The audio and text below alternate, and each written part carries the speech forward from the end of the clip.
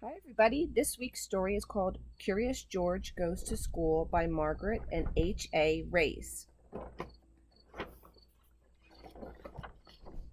It was open house at George's school, so the man with the yellow hat had come to school with George. "I want to speak to your teacher," the man said. "Wait for me, George, and don't get into trouble." George was standing in front of the art room. He opened the door and peeked in. Mr. Williams, the art teacher, was cleaning up. "Hello, George," he said. "My students will be coming by with their parents today to show them their work."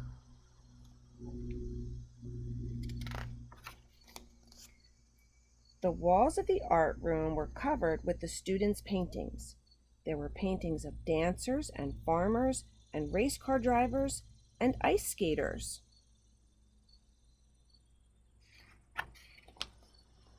On the wall was a chart with the names of all the children.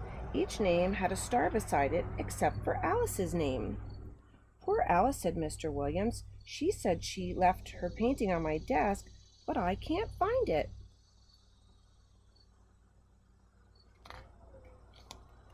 "Here, George, why don't you paint a picture while you wait for your friend?"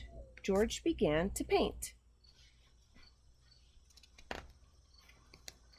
"Keep painting, George," said Mr. Williams. "I'll be right back." And off he went. George kept painting, but it was starting to get very warm in the room.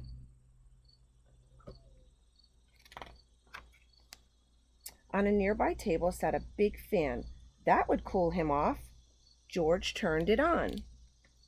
But as soon as he did, uh-oh, the fan blew the paintings off the walls and all over the room. "George," cried Mr. Williams, running into the room, "look what you've done."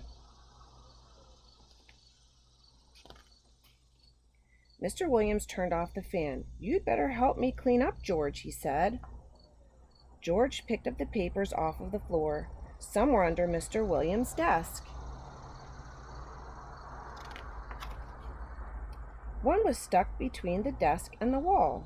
When George pulled it out, it was covered with dust, as if it had been there for a long time.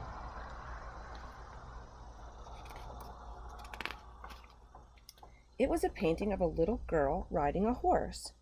"That's Alice's missing painting," cried Mr. Williams. "Now I can give Alice a star."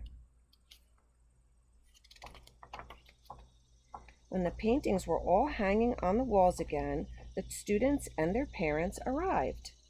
There was Alice's painting, and there was George's painting right beside it. Now Alice's name on the chart had a gold star next to it. "Thank you for finding my painting, George," said Alice. "I like your painting too. You should have a gold star."